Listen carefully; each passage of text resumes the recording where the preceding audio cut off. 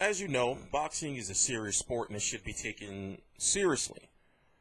So to jump right into things, remember the boxer by the name of Nick Blackwell who fought Chris Eubank Jr. in March of this year? Well, if you remember correctly, Chris Eubank Jr. put Nick Blackwell into a medically induced 1-week coma, right? So in the sport of boxing, where you take shots to the head continuously, Nick Blackwell was 19-4-1 with 8 KOs. He's been stopped twice. The reason why I say was is because he should never get into the boxing ring again. Not to spar, not to joke around. Okay, maybe you can put him on the mitts. He can work the mitts and all that stuff. But, he cannot fight again. He cannot spar again. He's got to think about his family.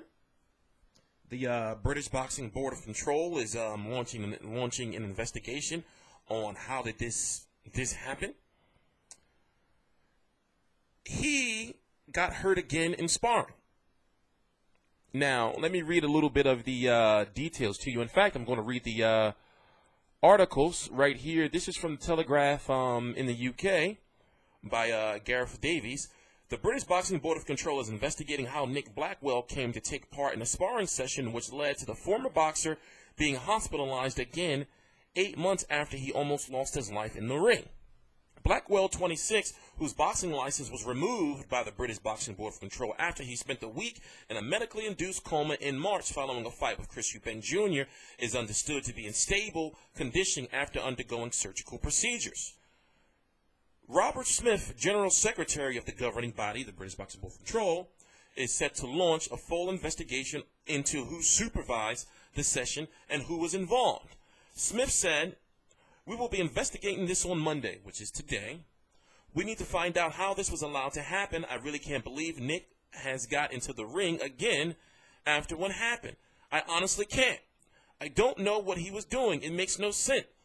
Consultant neurosurgeon Peter Hamlin told the Daily Telegraph on Sunday that it should have been a case of once bitten, twice shy, and it was very, very foolish to trade punching, explaining that Blackwell, after the incident in March, has, from an objective medical standpoint, a predisposition of swelling of the brain. Hamlin said it is very foolish to step back into the ring again, even though sparring is not the same level as championship boxing. The board did the right thing by removing Blackwell's boxing license. From a medical science point of view, what is clear now is that his auto-regulation system, in simple terms, the very delicate mechanism which controls blood flow into the brain, has not been repaired. If the blood going to the brain does not leave the brain at the same rate, it causes swelling.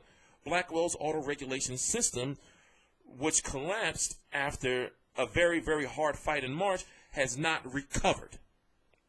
Once the system goes wrong, it does not repair for a long time.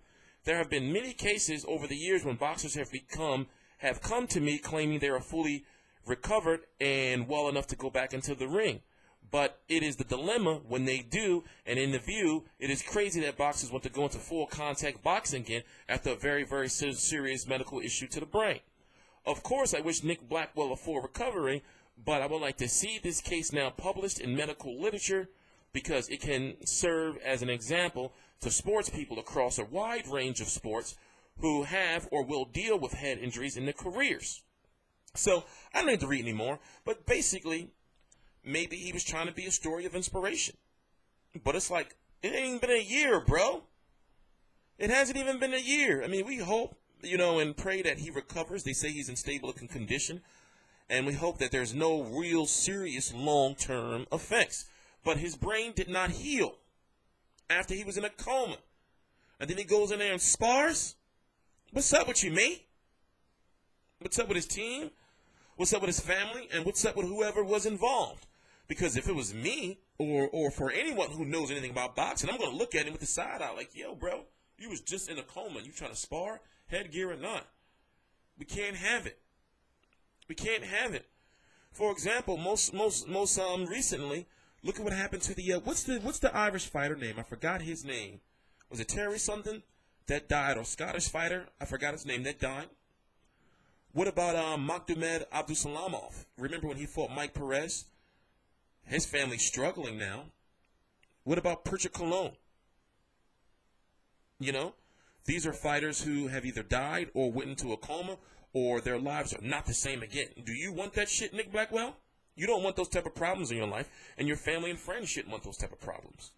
So it's like, listen, take all his gloves, take all his gear. I'm sure he'll be able to find a job, maybe commentating, you know? Maybe helping boxers train. You know, doing something. Somebody help the brother out. Because he should not be in that ring again. He's going to die. What is wrong with these people? This boxing shit is serious. Anyway, I just had to give my little thoughts on that. I'm TstreeT Controversy. This is TstreeT Controversy Live. I cover every single major fight live. Please subscribe. All the links to my social media are right down below in the description box.